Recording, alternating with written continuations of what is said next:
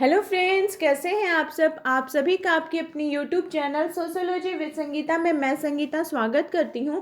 और इस चैनल के माध्यम से हम लोग सोशियोलॉजी की कम्पिटिटिव एग्जाम की प्रिपरेशन करते हैं। अभी जो हमारे टॉपिक चल रहे हैं उसमें हम लोग झारखंड लेडीज सुपरवाइजर सोशियोलॉजी का सिलेबस को कवर कर रहे हैं। यूनिट 3 ऑलमोस्ट कंप्लीट हो चुका है और आप ही लोगों के डिमांड पर मैंने व्हाट्सएप में एक पेड ग्रुप बनाया है जिसमें मैं अपने हैंड रिटन नोट्स, सोशियोलॉजी के इम्पॉर्टेंट मटेरियल्स, उसके बाद एमसीक्यू और 2000 प्रीवियस ईयर क्वेश्चंस का एक सीरीज टाइप का आप लोग को प्रोवाइड किया जा रहा है। तो अगर जो भी कैंडिडेट उस पेड ग्रुप से जुड़ना चाहते हैं, डिस्क्रिप्शन बॉक्स में मेरा कॉन्टैक्ट नंबर दिया हुआ है, आप लोग ज़रूर उसमें जाकर मुझे कॉन्टैक्ट कर सकते हैं। तो उसके आगे का प्रोसेस मैं आप लोगों को बता दूंगी। और साथ ही साथ जब तक आप इस ग्रुप में नहीं जुड़िएगा आपको पता नहीं चलेगा कि किस प्रकार का मटेरियल प्रोवाइड किया जा रहा है।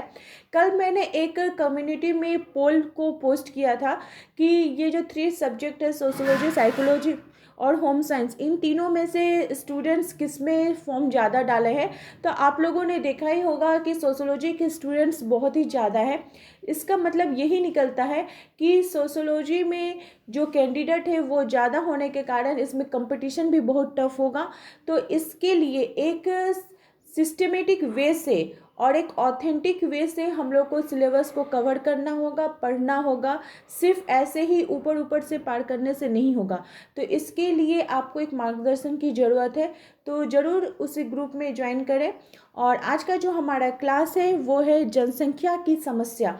तो जनसंख्या की समस्या को तो हम लोग देखेंगे ही, साथ ही साथ देखेंगे कि समाज कल्याण कार्यक्रम के द्वारा इन जनसंख्या की समस्या के लिए कौन कौन से निवारण किए गए हैं, कौन कौन सी योजनाएं बनाए गए हैं, कौन कौन से उपाय किए गए। और देखिए, जिस टॉपिक में मैं आप लोगों को बोलती हूँ कि ये इम्पॉर्टेंट टॉपिक है तो उसके बगल में ज़रूर नोट कर लीजिए कि ये इम्पॉर्टेंट है। इम्पॉर्टेंट मतलब बहुत ही ज़्यादा इम्पॉर्टेंट आप लोग के लिए होने वाला है। तो चलिए क्लास को स्टार्ट करते हैं। देखिए, आज का जो हमारा फर्स्ट क्वेश्चन है वो यह पूछा जा रहा है कि भारत में प्रथम नियमित जनगणना किस वर्ष की गई थी। नियमित जनगणना के संदर्भ में बोले गया है। तो यहाँ पे आपका 1911, 1931, 1881 या 1880। तो भारत में जो नियमित जनगणना है वो 1881 में की गई है। अगर भारत में बात की जाए प्रथम जनगणना के संदर्भ में, ये भी क्वेश्चन पूछा जाता है।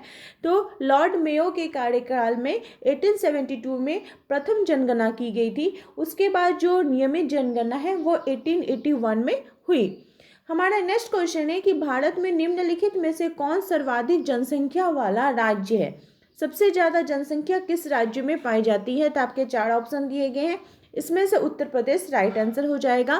कैसे? क्योंकि जब 2011 में जनगणना की गई तो उसमें पाया गया कि भारत के सर्वाधिक जो जनसंख्या वाले 5 राज्य हैं उसमें उत्तर प्रदेश, महाराष्ट्र, बिहार, पश्चिम बंगाल और आंध्र प्रदेश हैं। ठीक है, लेकिन जो तत्कालीन जनगणना में तेलंगाना आंध्र प्रदेश में शामिल था, अतः आंध्र प्रदेश के साथ तेलंगाना की जनसंख्या इसमें शामिल है। उस समय जब हुआ था तो शामिल था। क्वेश्चन नंबर 3 पूछा जा रहा है कि जनगणना 2011 के अनुसार सबसे अधिक जनसंख्या वाला राज्य क्या है। रिपीटेड क्वेश्चन है, जिसका राइट आंसर उत्तर प्रदेश हो जाएगा। ठीक है, आप लोग को पता ही होगा। क्वेश्चन नंबर 4 पूछा जा रहा है कि भारत में जनगणना 2011 के अनुसार प्रति 1000 पुरुषों में स्त्रियों की संख्या कितनी थी। मतलब 1000 पुरुष में स्त्रियों की संख्या कितनी है। तो 940। ये कब का डाटा है? तो 2011 का डाटा है। ठीक है, जिसमें 1000 पुरुषों में 940 स्त्रियां हैं। क्वेश्चन नंबर 5 पूछा जा रहा है कि जनसंख्या का जैविकीय सिद्धांत किनके द्वारा दिया गया है। तो जनसंख्या का जो जैविकीय सिद्धांत है ये स्पेंसर से संबंधित है। उन्होंने अपने जैविक लेखों में जनसंख्या वृद्धि के प्राकृतिक नियम का वर्णन किया है।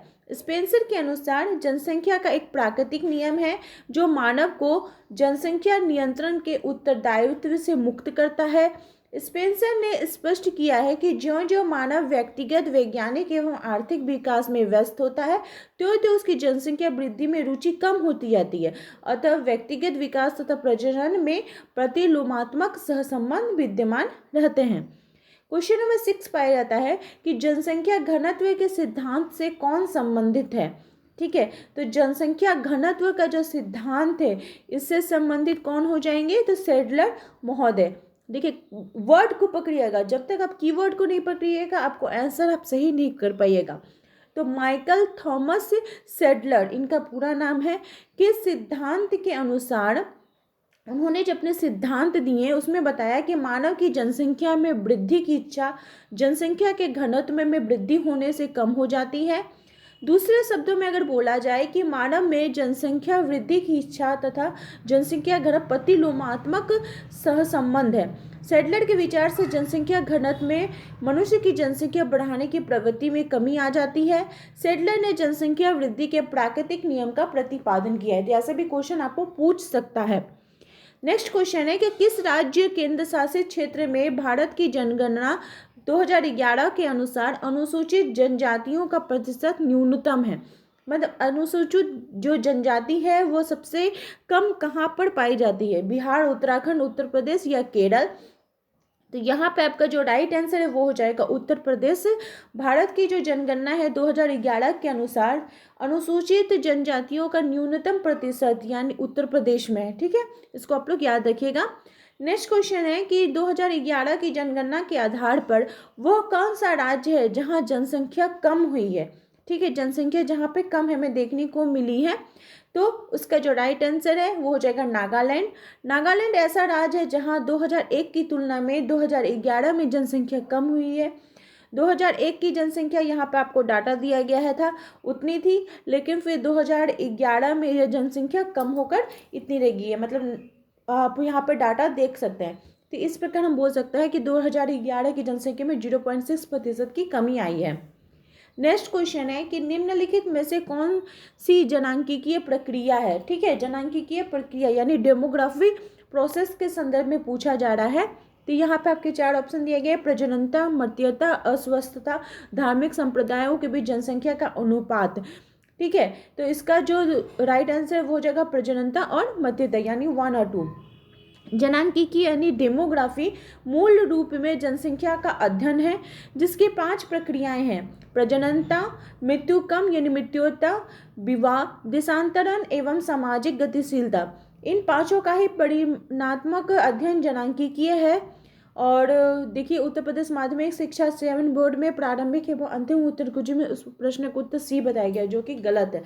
अच्छा ठीक है, वो आपका ऑप्शन नंबर ए राइट हो जाएगा। इसको आप लोग को याद रखना होगा। क्वेश्चन नंबर 10 पूछा जा रहा है कि निम्नलिखित में से कौन सा जनांकीय प्रक्रिया से संबंधित नहीं है। ठीक है, नहीं पूछा जा रहा है तो आपका ऑप्शन है जन्म दर, मृत्यु दर, प्रवास या रोगग्रस्तता। तो जनांकीय प्रक्रिया से संबंधित नहीं के बारे में पूछा जा रहा है।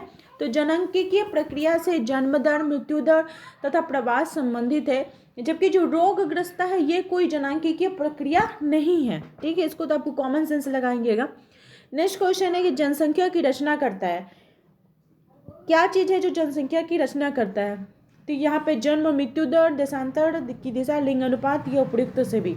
तो जन्म, मृत्यु दर, देशांतर की दिशा, लिंग अनुपात तीनों जो है ये जनसंख्या की रचना में महत्वपूर्ण भूमिका निभाते हैं। ये चीज को हम लोग को ध्यान में रखना होगा। क्वेश्चन नंबर 12 पूछा जा रहा है कि पुनर्जनन क्या की जैविक क्षमता को कहते हैं। पुनर्जनन की जैविक क्षमता को क्या कहा जाता है। ठीक है, तो उसको क्या कहा जाता है, जनशक्ति। पुनर्जनन की जो जैविक क्षमता है उसको क्या बोला जाता है, जनन शक्ति यानी जेनेटिक्स कहा जाता है। क्या कहा जाता है, जेनेटिक्स कहा जाता है।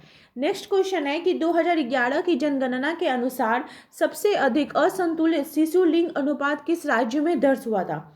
सबसे अधिक असंतुलित शिशु लिंग का जो अनुपात है वो किस राज्य में, तो हरियाणा में। 2011 की जनगणना के अनुसार न्यूनतम शिशु लिंग अनुपात वाला राज्य हरियाणा, मतलब 1000 पुरुष में 834 जो महिलाएं हैं, फिर पंजाब, फिर जम्मू कश्मीर, फिर राजस्थान और उसके बाद गुजरात है। मतलब वहाँ पे आपको भ्रूण हत्या ये सब चीज़ जो थी वो हरियाणा में ज़्यादा देखने को मिलता है। नेक्स्ट क्वेश्चन है कि भारतीय जनगणना 2011 के अनुसार उत्तराखंड में लिंग अनुपात क्या है। उत्तराखंड के बारे में पूछा जा रहा है तो 963 है। आप लोग झारखंड का एग्जाम देने के लिए जा रहे हैं तो झारखंड का लिंग अनुपात मुझे कमेंट करके बताइए कि कितना है 1000 पुरुषों में, और उसे याद रखना भी जरूरी है तो जरूर कमेंट करें।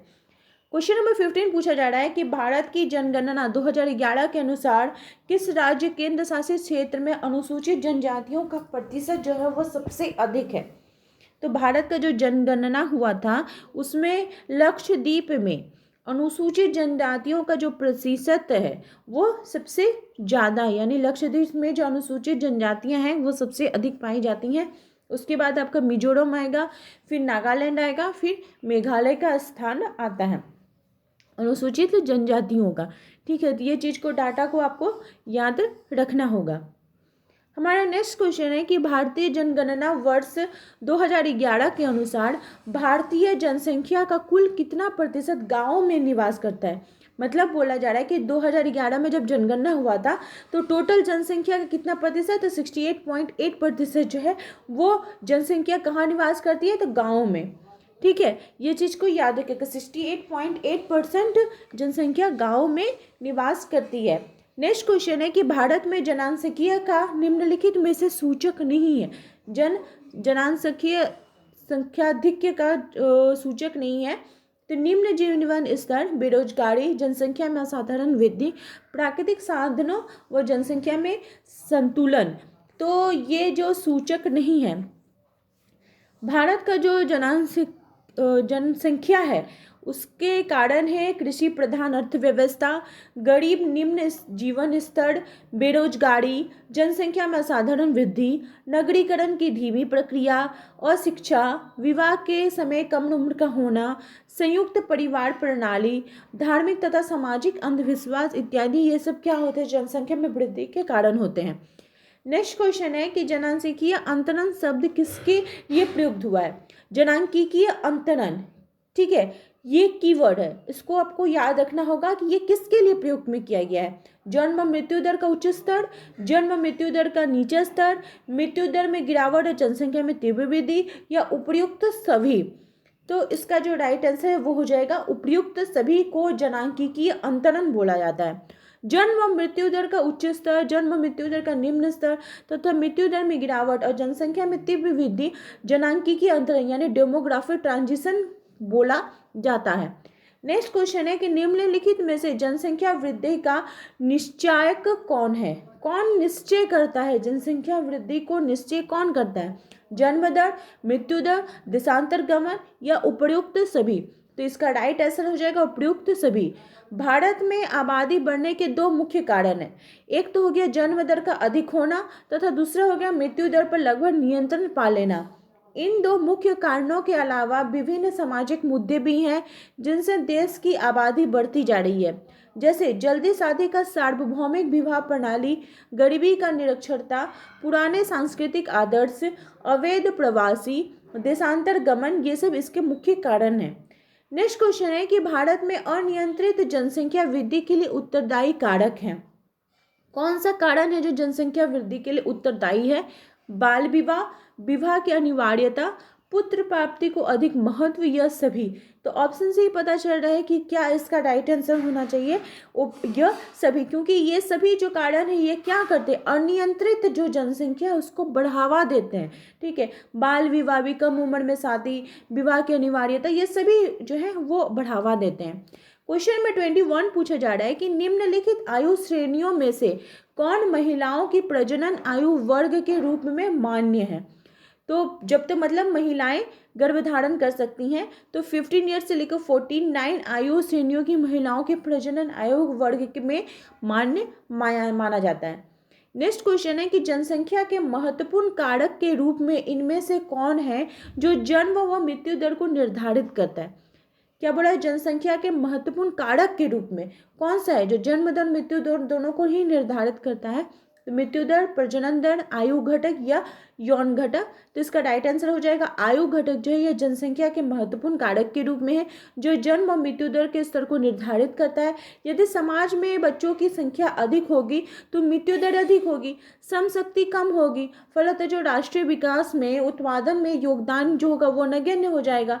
वृद्धि व्यक्ति अधिक होंगे तब भी यही बात होती है, लेकिन जब युवा शक्ति अधिक है तो वो श्रम दान भी क्या करेंगे, अधिक करेंगे, अधिक वर्ग काम करेंगे। बोला ही जाता है कि परिवार में युवा रहेंगे तो वो काम अधिक होगा। नेक्स्ट क्वेश्चन है कि बढ़ती जन्म दर अतिरिक्त अर्जक के रूप में बच्चों की महत्ता के साथ घटती मृत्यु दर, विवाह की बढ़ती उम्र, जनसंख्या विस्फोट के कारण कौन कौन से हैं। ठीक है, जनसंख्या विस्फोट के कारण इनमें से पूछा जा रहा है। तो बढ़ती जन्म दर, बच्चों की महत्ता का एहसास, घटती मृत्यु दर, ये सभी क्या है, जनसंख्या के कारक हैं। भारत में जनसंख्या की ये सभी चीज़ जो है इसको प्रभावित करते हैं। नेक्स्ट क्वेश्चन है कि जनसंख्या वृद्धि का कौन सा कारण नहीं है, कौन सा कारण नहीं पूछा जा रहा है। तो विवाह की निम्न आयु कारण है, उच्च अशिक्षिता ये भी कारण है, परिवार नियोजन के प्रति धार्मिक मनोवृत्ति ये भी, लेकिन व्यावसायिक शिक्षा यह जनसंख्या वृद्धि का कारण नहीं है। विवाह की निम्न दर ये सब सभी चीज़ें, लेकिन जो व्यवसाय शिक्षा अगर प्रदान की जाएगी तो जनसंख्या वृद्धि की ये कारण नहीं होंगे। ठीक है, इस प्रकार के आपके कथन से रिलेटेड भी क्वेश्चन पूछे जाएंगे, तो कथन को अच्छा से पढ़िएगा। बोला जा रहा है कि कथन ए, सामान्य जटिल समाजों में अव्यक्ति संबंध प्रबल होते हैं। कारण आर, जटिल समाजों में जनसंख्यात्मक अधिक जो घनत्व है वो अधिक होता है। तो यहाँ पर आपके ऑप्शन दिए हुए हैं, जैसे ए तथा आर दोनों सही है और आर से ए के कारण का सही व्याख्या हो जाती है, तो इसका राइट आंसर हो जाएगा। क्वेश्चन नंबर 26 पूछा जा रहा है कि एक औसत व्यक्ति जितने साल जीवित रहने की प्रत्याशा कर सकता है उसे कहा जाता है। मान लीजिए कोई एक औसत व्यक्ति है, वो कितने सालों तक जीवित रह सकता है, तो उसको क्या बोला जाता है, उस प्रत्याशा को क्या बोला जाता है, जीवन आशा, जीवन समय अवधि, फैक्टिनिटी, जनशक्ति या उपयुक्त में से कोई नहीं। तो एक औसत व्यक्ति जितने साल जीवित रहने की प्रत्याशा कर सकता है उसे क्या बोला जाता है, जीवन आशा। क्या बोला जाता है, जीवन आशा के नाम से जाना जाता है। तो आई होप आप लोगों को आज का जो सीरीज़ है वो हेल्पफुल रहा होगा। इसी प्रकार से आप लोग चैनल के साथ बने रहिए। आप सभी का मेरे चैनल के साथ बने रहने के लिए धन्यवाद। और अगर आप मुझे कांटेक्ट करना चाहते हैं तो इस नंबर पे मुझे ज़रूर कांटेक्ट करें।